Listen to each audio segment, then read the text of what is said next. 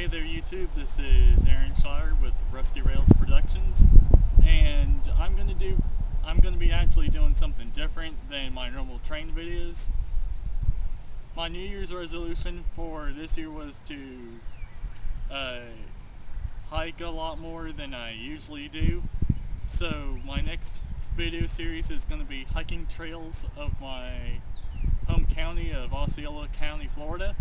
So why don't we start our adventures with the Lake Lizzie hiking trails.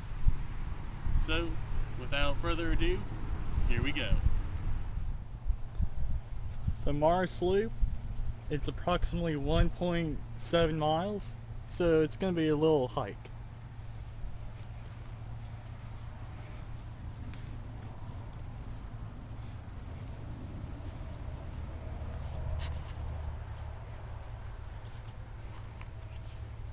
Along the way there will be signs and interesting facts, and I'll read them out to you if you can't read them on your computer screens.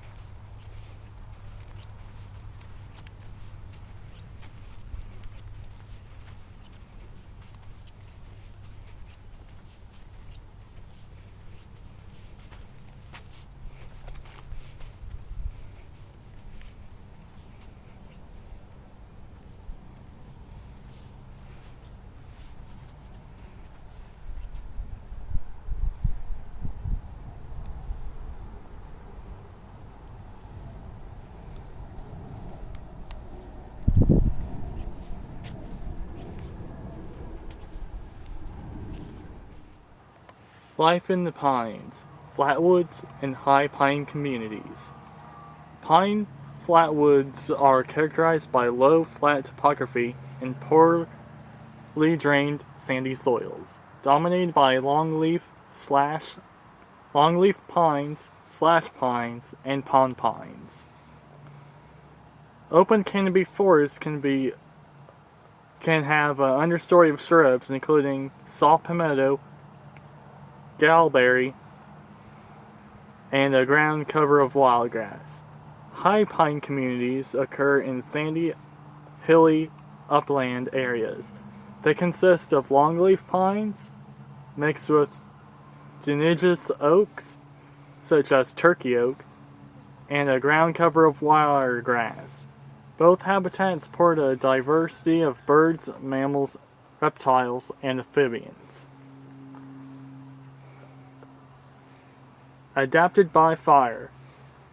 A healthy pine community requires a regular occurrence of fire. Fire prevents the spread of hardwood trees, stimulates new plant growth and reproduction, and removes buildup of dry underbrush.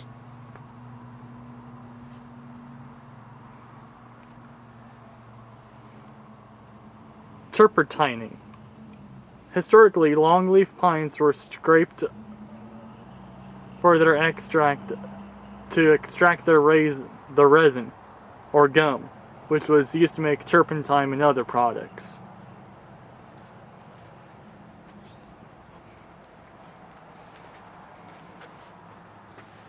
Shaped by fire. Fire is a natural and necessary part of many Florida ecosystems.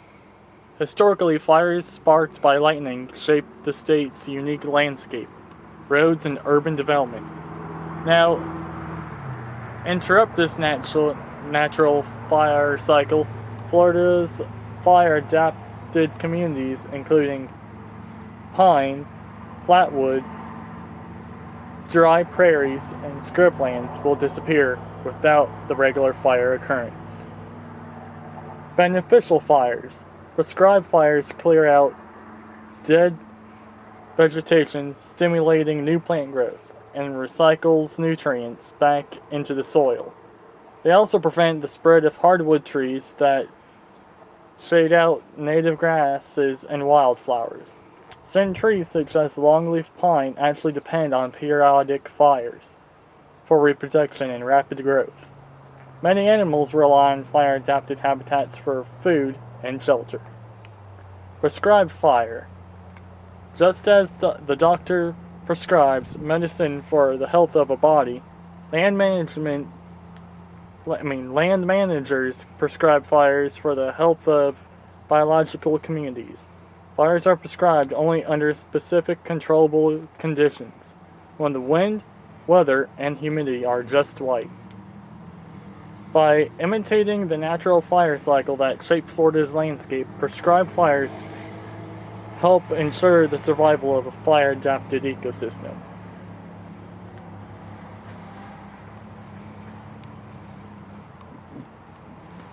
One of our most unique ecosystems in Florida is Florida scrub, found in the highest, driest areas of the state. Scrub consists of mainly scrub oak with numerous patches of barren white sand. With a few widely dispersed pine trees, the sandy soil is several feet deep and drains quickly when it rains. Sustained by fire. Like many Florida habitats, scrub is a fire-dependent ecosystem, and frequently prescribed burns, perhaps one every 20 to 80 years, are necessary to preserve and maintain the scrub habitat. Gopher tortoise. Another scrub resident is the gopher tortoise. Using its shovel-like front legs, it burrows into the sand as deep as 10 feet and up to 40 feet in length. The Florida scrub jay is completely dependent on the scrub habitat for survival. It requires a low, open scrub layer without a pine canopy. Home for hundreds. Gopher tortoise burrows also provide shelter for many other animals, including indigo, snakes, gopher frogs, skunks, rabbits, armadillos, quail, burrowing owls, insects, and diamondback rattlesnakes. These visitors use the burrows to escape from predators, bad weather, and periodic fires that occur in these scrubby, dry habitats.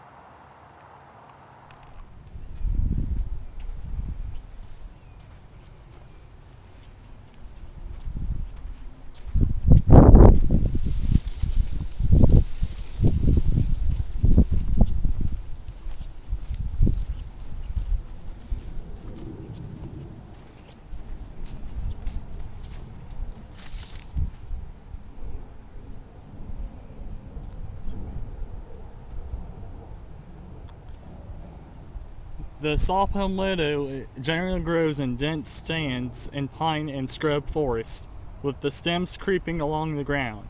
Occasionally, plants may grow upright. The leaves are fan-shaped and are up to 3 feet wide. The sharp teeth along the stem give the plant its common name.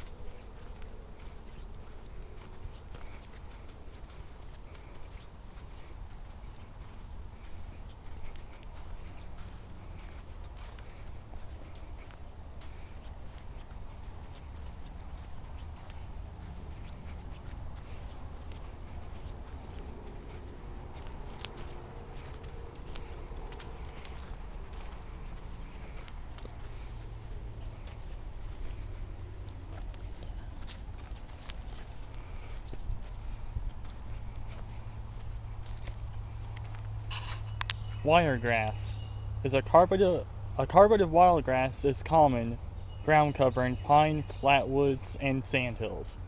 Tolerant to fire, wiregrass springs back quickly because of its extensive underground root system.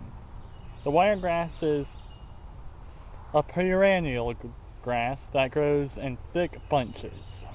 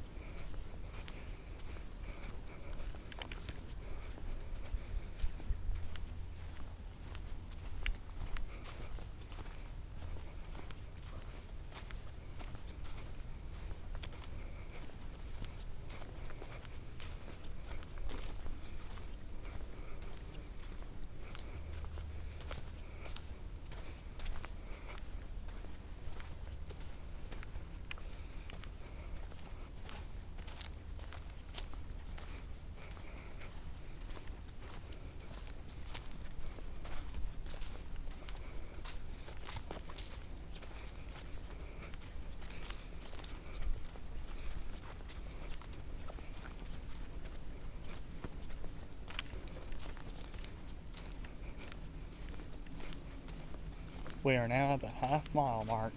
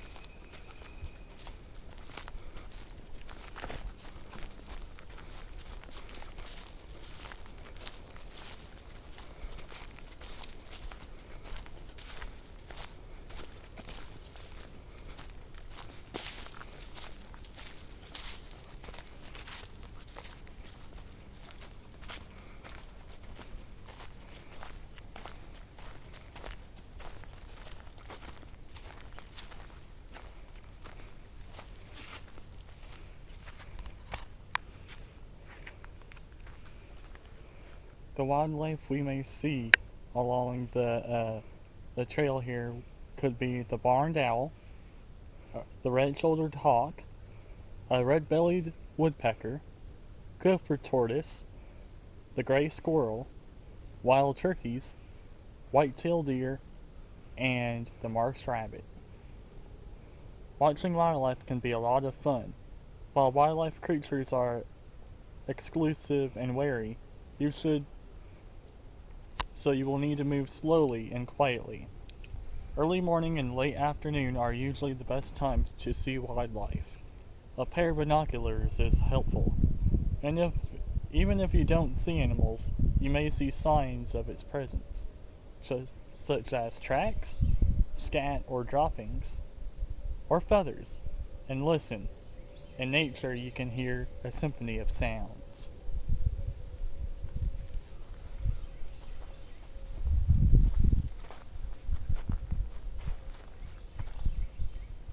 Now we're starting actually on the trail.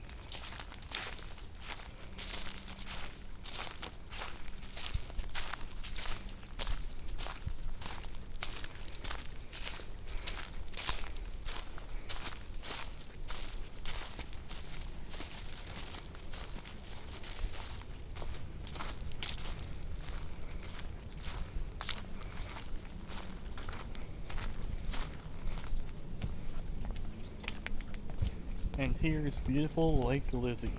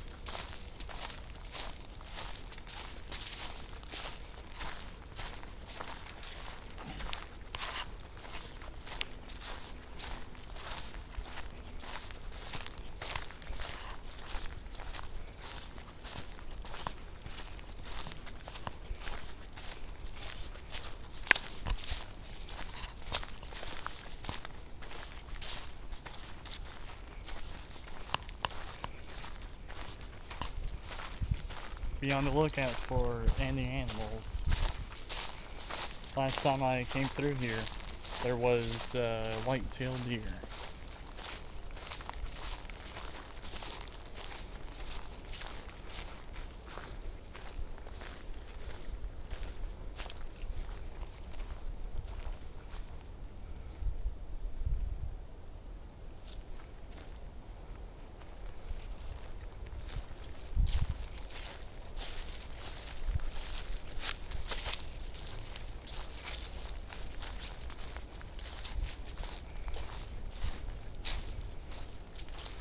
We're at the 3/4 of a mile mark.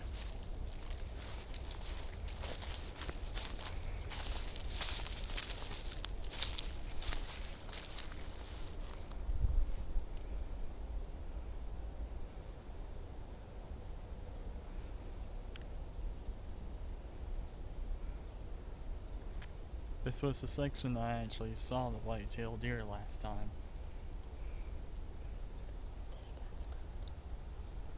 Then it got spooked and ran off.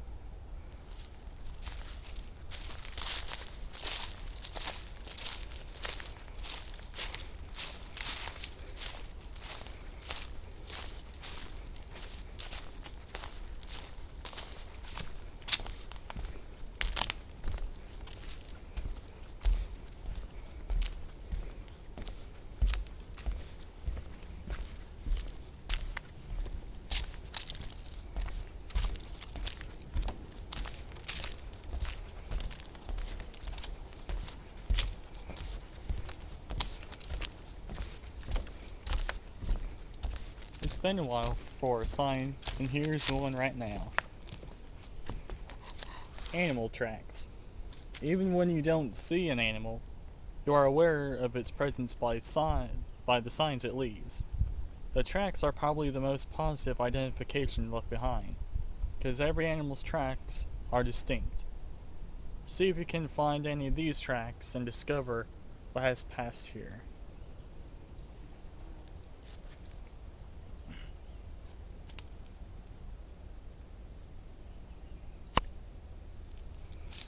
one thing I hope we don't run into is a bobcat.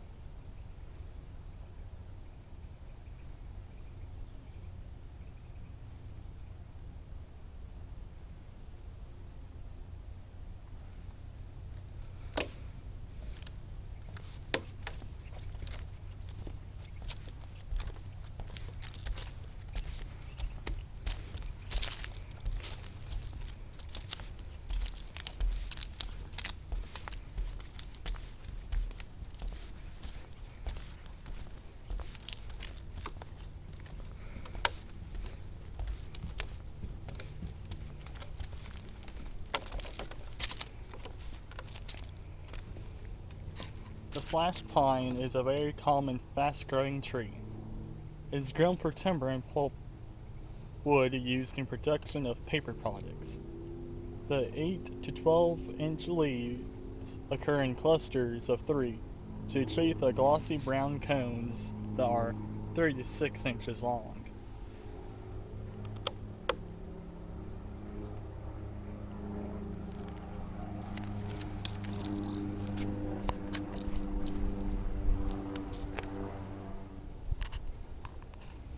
I forgot that the Boy Scout Troop 192 here in Osceola County, Florida, put up bat houses for the bats here that are native to Florida.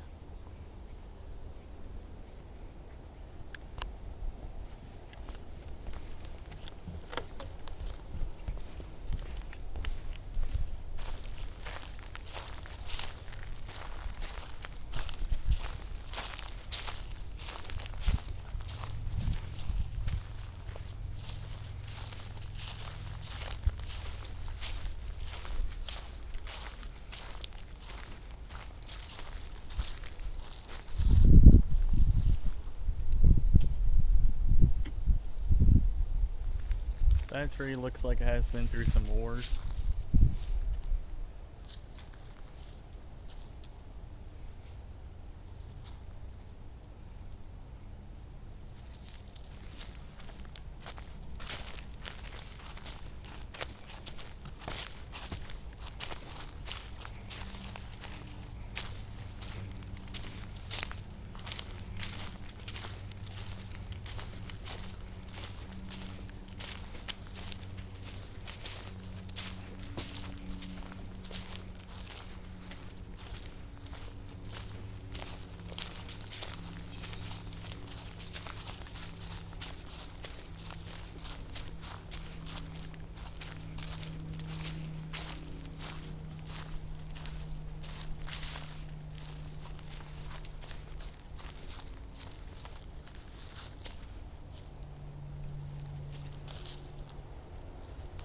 A lot of soft palm mildews right there.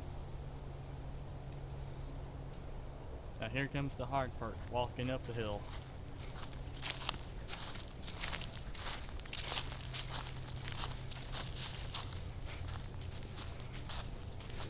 Of course, it's nothing like North Carolina mountains. Down here, you don't feel your ass burn.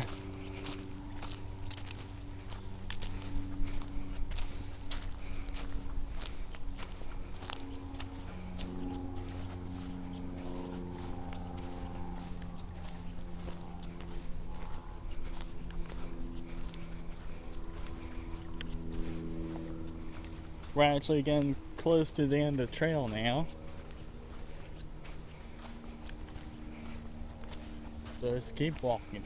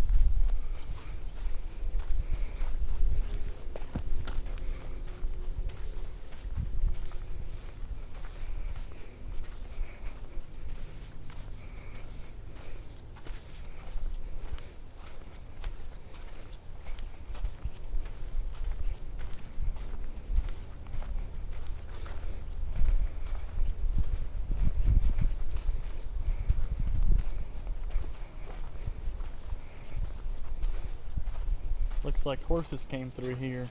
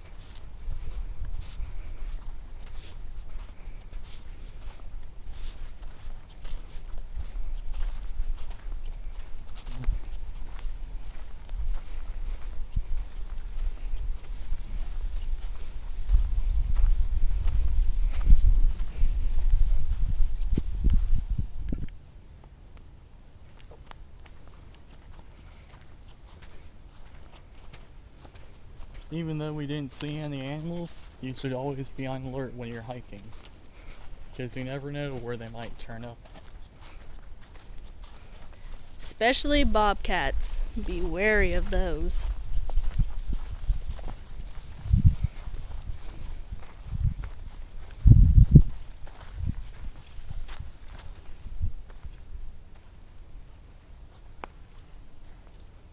You can see a game trail where deer and other animals have gone to the watering hole over there.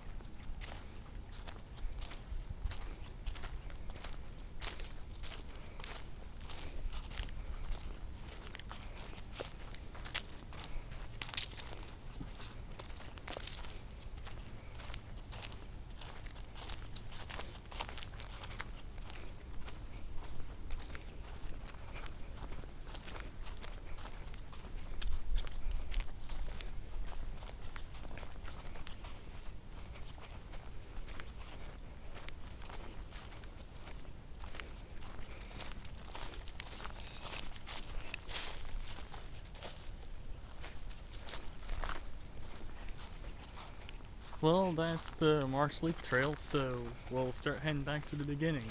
There's a few signs on the way back, so you'll be able to get a few more little bits of information.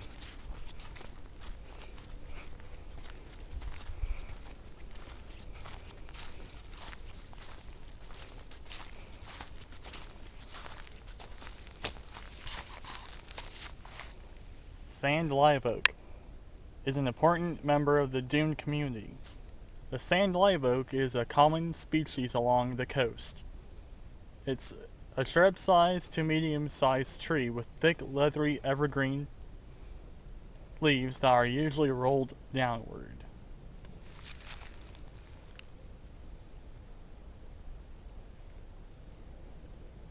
And then right in front of us is a good example of a sand live oak.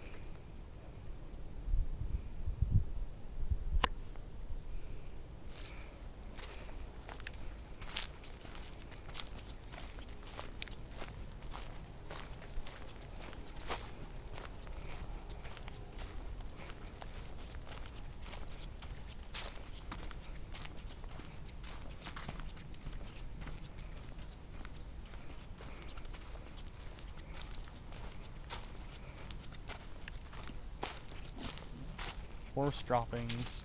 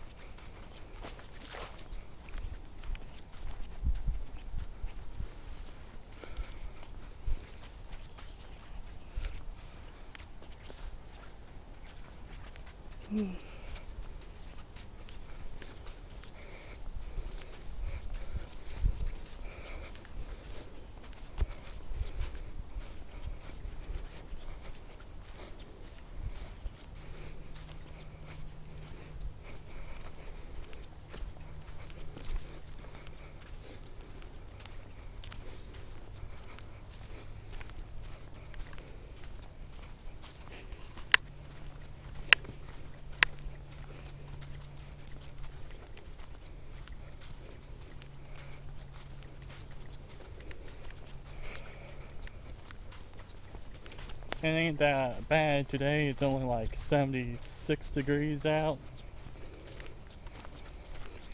But in the middle of summertime down here in Florida, I would not want to be hiking. Sometimes it's 98 with a humidity of 99. So you do the math and what that temperature feels like. And trust me, it ain't no fun, I'll give you that.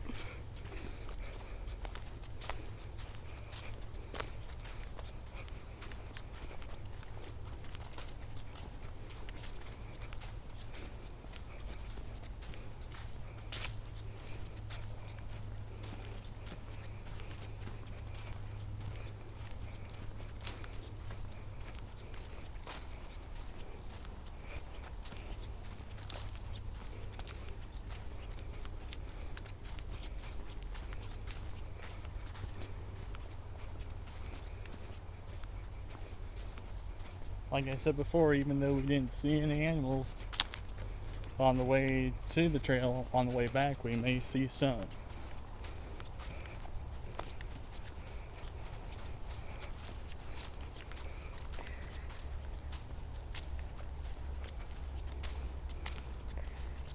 This is just one trail out of many so far. So stay tuned for more.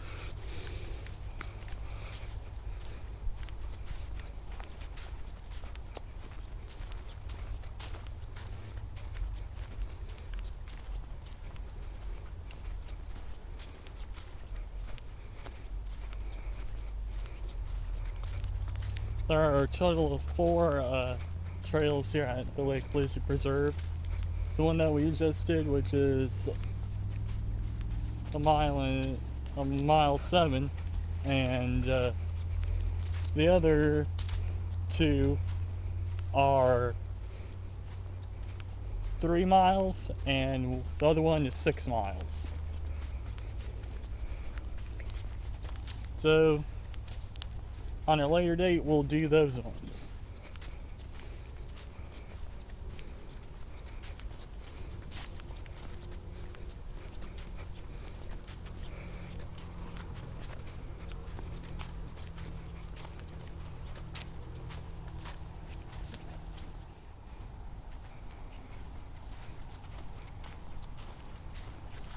Even though today is like 77 for the high, it's pretty humid still.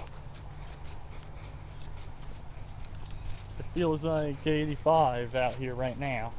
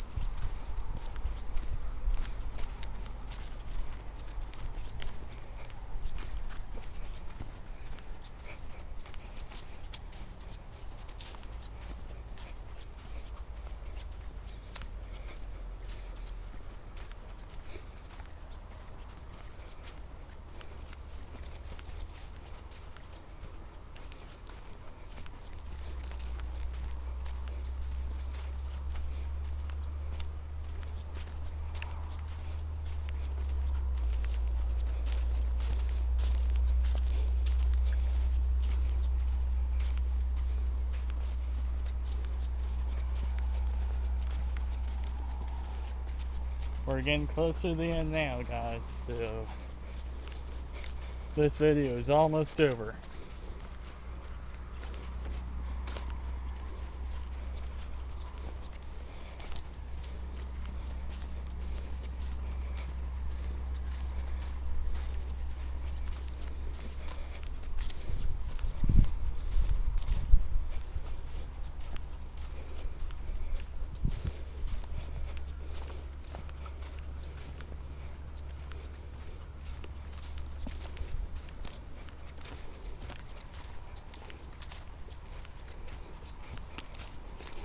Oh, looky here, we got another sign.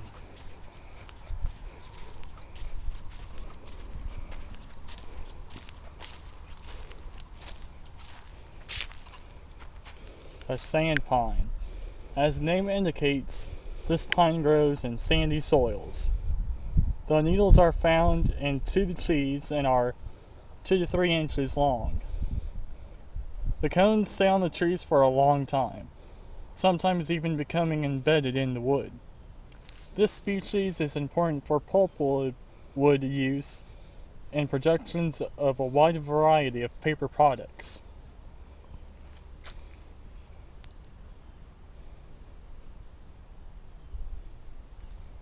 And in front of us are examples of the sand pine.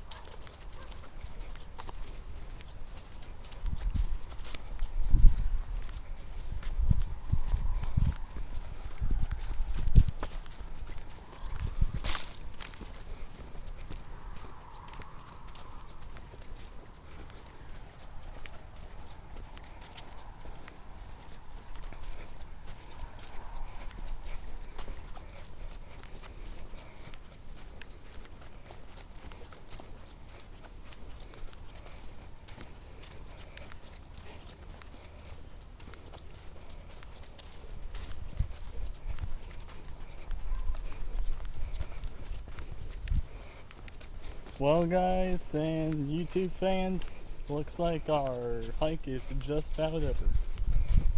I hope you liked what you saw out there, and I hope you like my new series that I'm going to start doing.